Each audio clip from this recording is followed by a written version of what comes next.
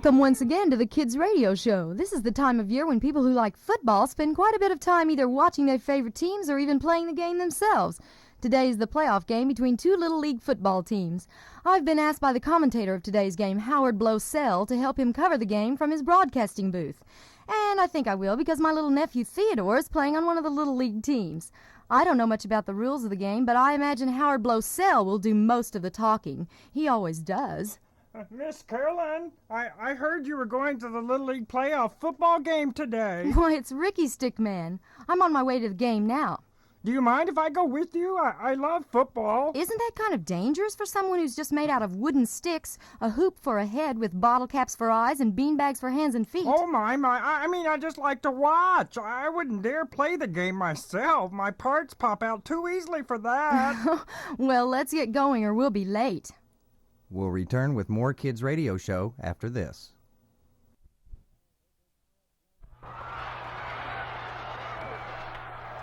Hello, this is Howard Blowsell, your ever-ardent sports commentator, who will stay with you today, giving you the play-by-play, the exhilarating action from the football field, where these little gladiators will battle it out on the glorious gridiron to see who will be the champions of the Waffle Cloud Little League Football Trophy.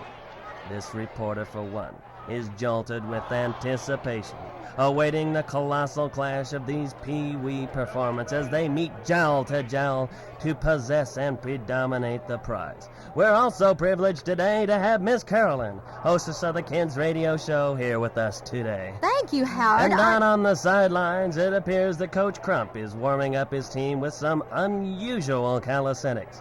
Let's go down now and listen in as they go through their eloquent exercises that will equip them for the exceptional episode that is about to evolve here today.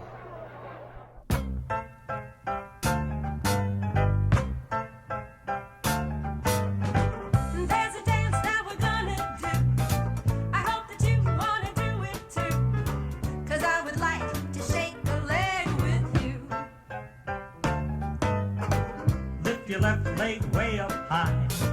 Shake it now from side to side. Now put it down and shake your right leg too. I shake my head and so do you. Now shake your hands and fingers too. Shake your hips now if you please. And now it's time to shake your knees.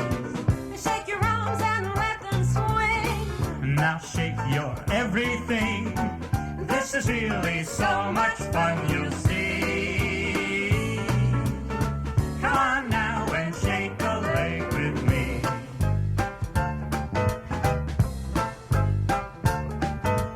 Arms, toes, Hips, nose, hands, head,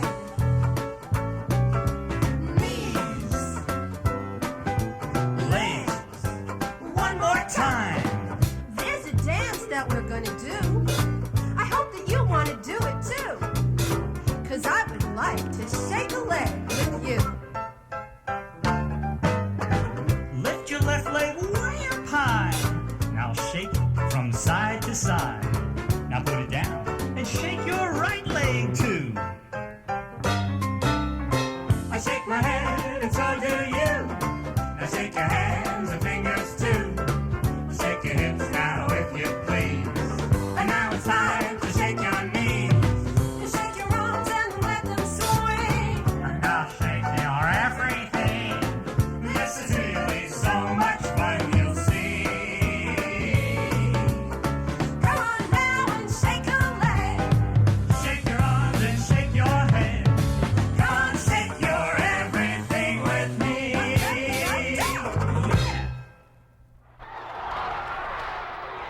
We've just been listening to the Blusterdale Bruisers warming up. These boys will need backbone today as they face the opposing team, the Blitzkrieg Brontosaurs, last year's Little League football champions. And to add another element to the game, Howard, it looks like it will rain today as well. Young lady, I've been covering games for eons, and I'll tell you that there's no chance of rain today. My pupils are poised to pick up any perils, such as precipitation, and prevalent projections say no rain. I think Miss Carolyn is right. It looks like a storm. And who, may I ask, is this conglomeration of stick beanbags, bottle caps, and a hoop? This is Ricky Stickman, Howard. He came with me today. I'm pleased to make your acquaintance, Howard. I can never understand what you're saying, but I'm a big fan of yours. And there's the gun. That begins today's game and the kickoff. Howard, I don't mean to correct you on the air, but I believe that's thunder. And here comes the rain.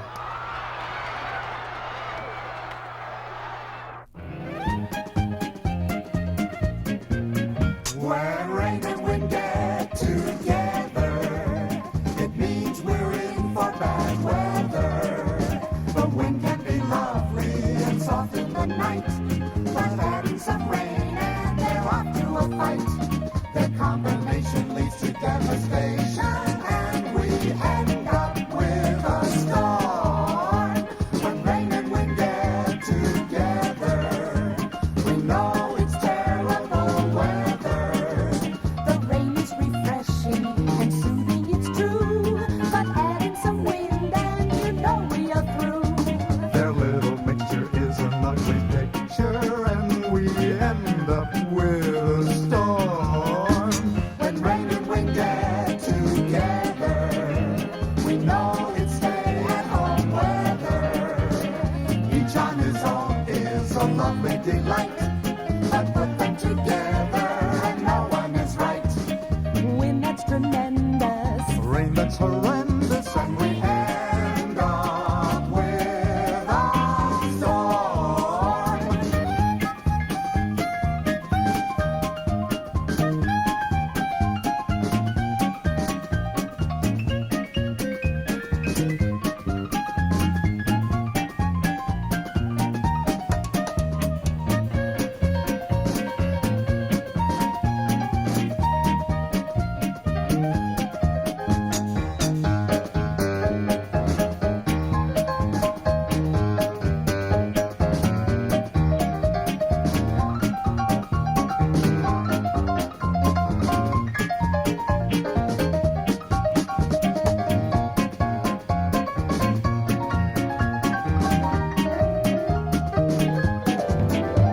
When rain and wind get together, we know it's stay-at-home weather.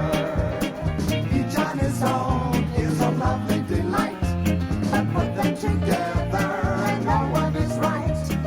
wind that's tremendous. Rain that's horrendous, and we end up with a storm.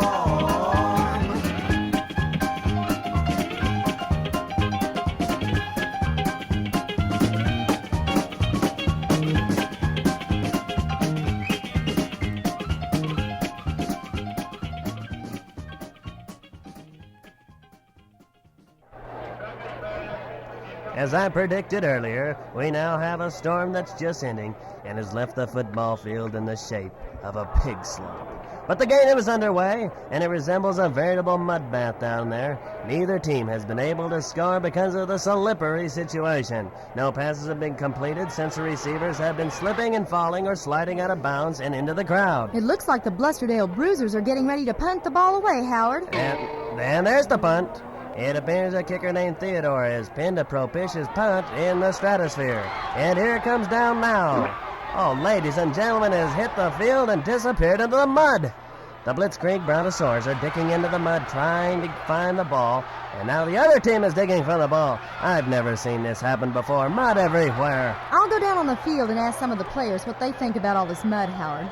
While Miss Carolyn does that, let me recount you lingering listeners that thus far there is no score in the game. The ball has been as loose as a greased zucchini all day long, and no one has carried it to glory across the goal line. Howard, I'm now with Coach Crump and his staff, and they have a comment about today's game.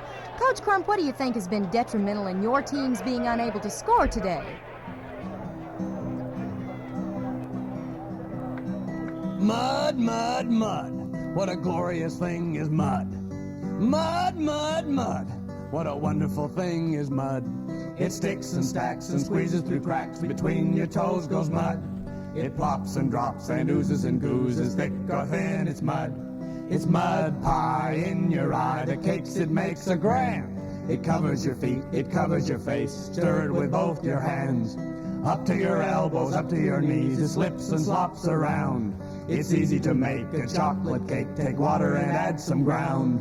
Mud, they say, has a way of changing clean to dirt. But after all, you tell them all, what can a little dirt hurt?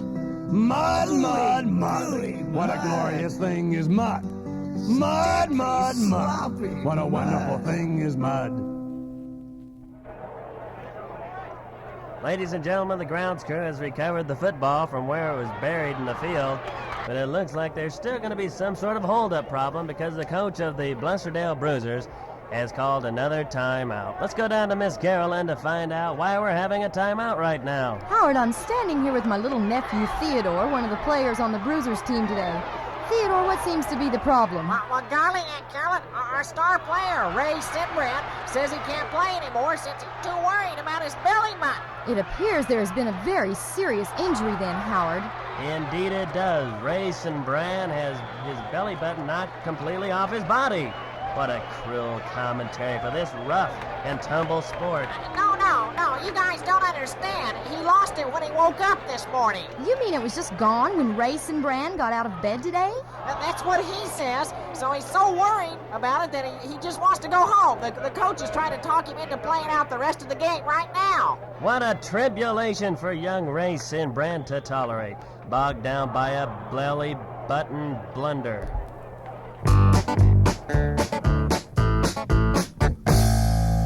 Button, who's got the button? My belly button's gone, you know. I have a question just for you. Where'd my belly button go? I got up this morning and went to wash my face. Suddenly I noticed a kind of empty place. Seemed a little strange to me to be so rearranged, but my belly button's gone. Now I sing this sad, sad song.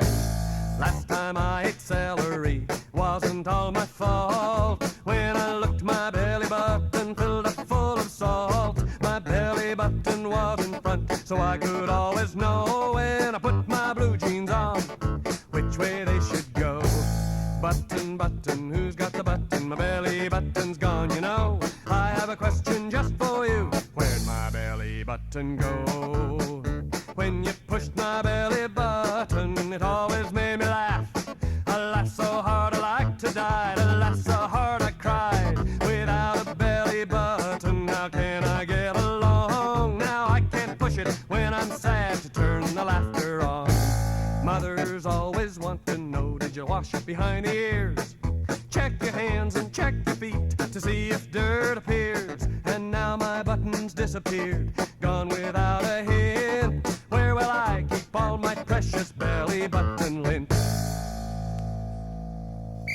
Button, who's got the button? My belly button's gone, you know. I have a question just for you. Where'd my belly button go? Oh, so strange it disappeared.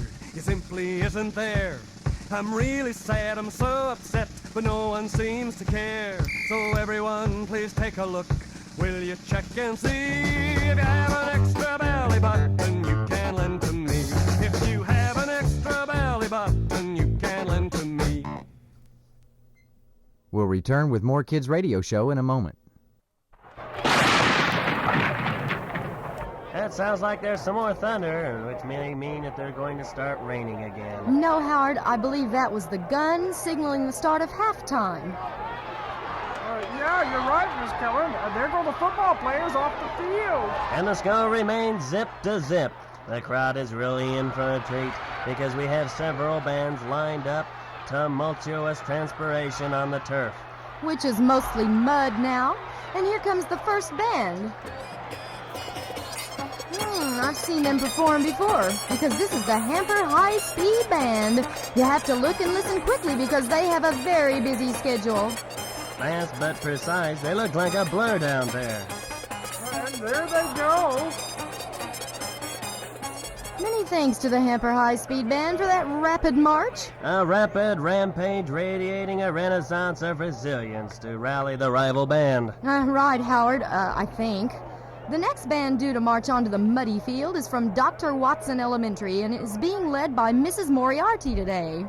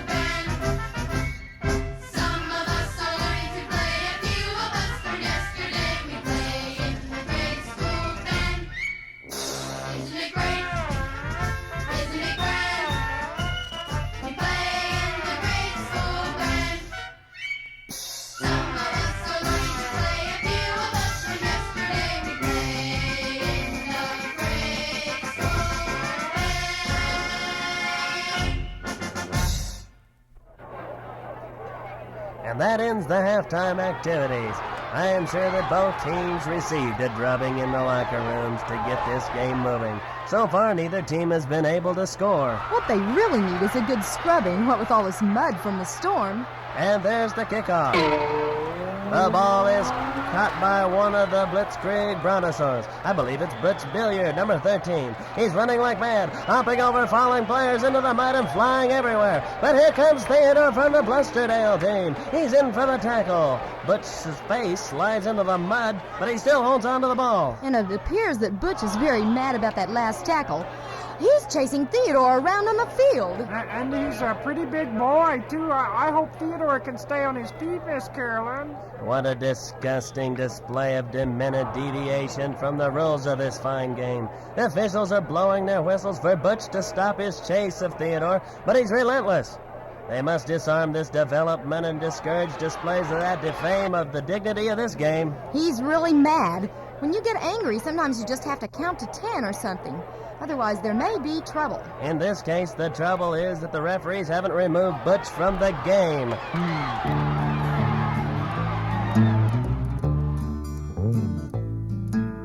Sometimes people get bossy. They yell at you, tell you what to do. Some people even hit, try to make you do things you don't want to do.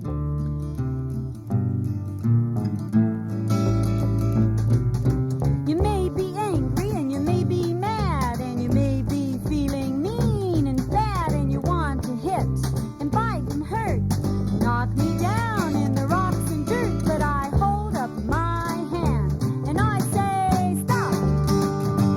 You can't hurt me, but you can yell a lot.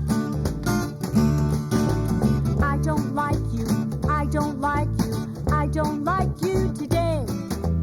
I don't like you, I don't like you, just get out of my way. I don't like you, I don't like you, I don't like you today. I don't like you, I don't like you, just get out of my way.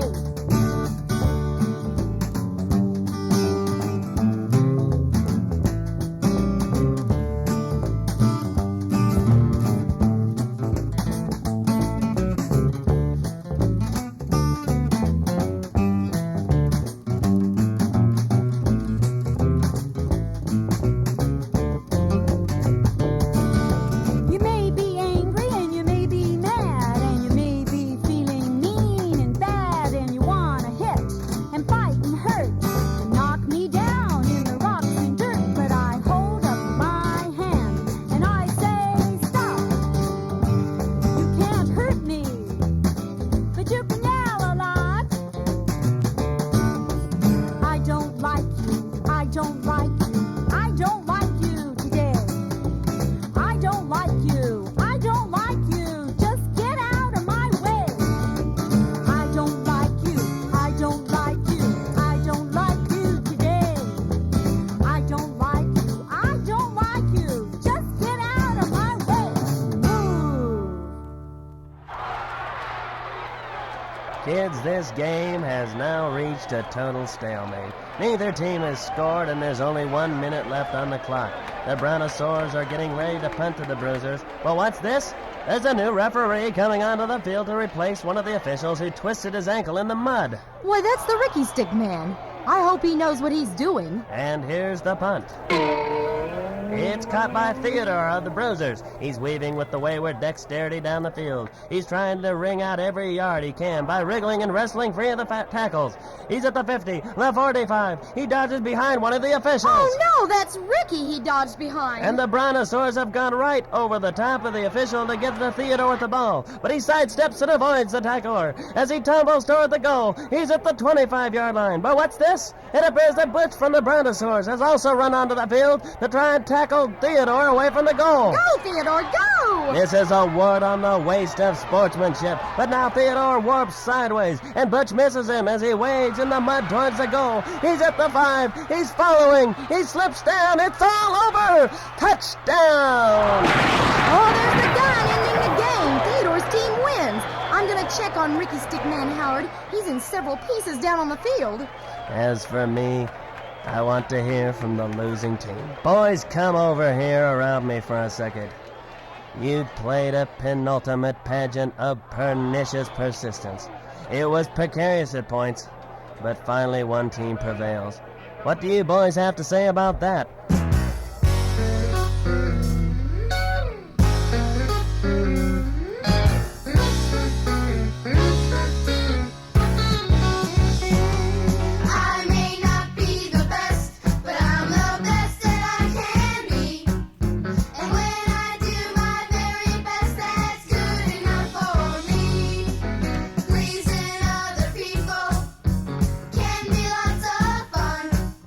But when I've done my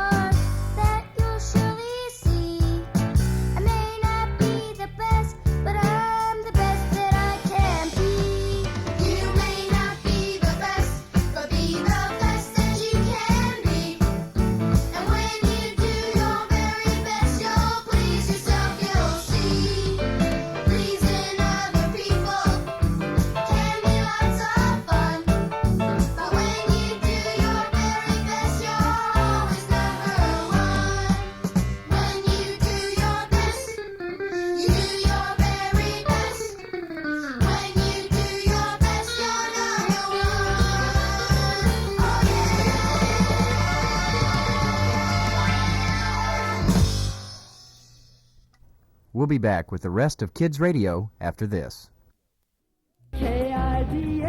Well, Theodore became a football hero that day, but I think Ricky Stickman will be very hesitant to ever try to get a closer view of a football game by becoming a referee.